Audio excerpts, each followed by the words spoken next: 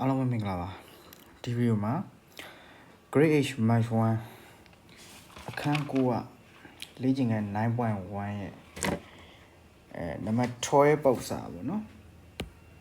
နံပါတ်12ပုဒ်စာကိုရှင်းပြပါပါအဲ့တော့ဒီ x plus c divided by a plus b equal x minus d divided by a minus b ဆိုတဲ့ညီမျှခြင်းကနေ x ကိုရှာမှာဖြစ်ပါတယ်နော်ခရော့မြောက်လိုက်မယ်နော်x plus c a minus b ဒီဘက်မှာ x minus d a plus b ဖြစ်ပါတယ်အဲ့ x နဲ့ a နဲ့မြောက် x နဲ့ b နဲ့မြောက် c နဲ့ a နဲ့မြောက် c နဲ့ b နဲ့မြောက်ဒီလိုတွေမြောက်သွားမှာ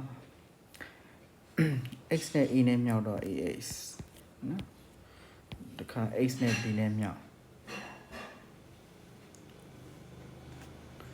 x နဲ့ b နဲ့မြောက်တော့ minus bh c နဲ့ a နဲ့မြောက် plus ca တခါ plus c နဲ့ minus b နဲ့မြောက်တော့ minus bc equal to ah ဒီဘက်မှာ plus bh minus ad minus bd ဖြစ်ပါတယ်ညီမချင်းရဲ့ဘယ်ညာမှာ plus ah နဲ့နော် sorry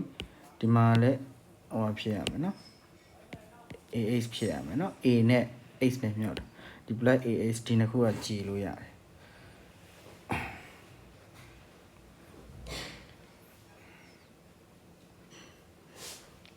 ဟုတ်ပြီ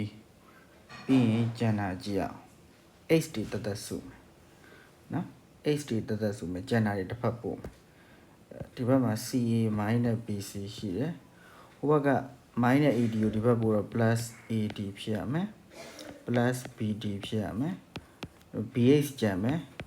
ဒီဘက်ကကျန်နေတဲ့ minus bh ကတစ်ဖက်ကိုလာရင် plus bh ပါ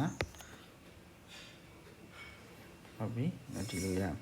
မယ်ဒါကိုရှင်းလို့ရှိရင် 2bh ဆိုပြီးတော့ရမှာပါ 2bh ဆိုပြီးရမှာနော်အဲ့တော့ဒါကျန်မယ် ca minus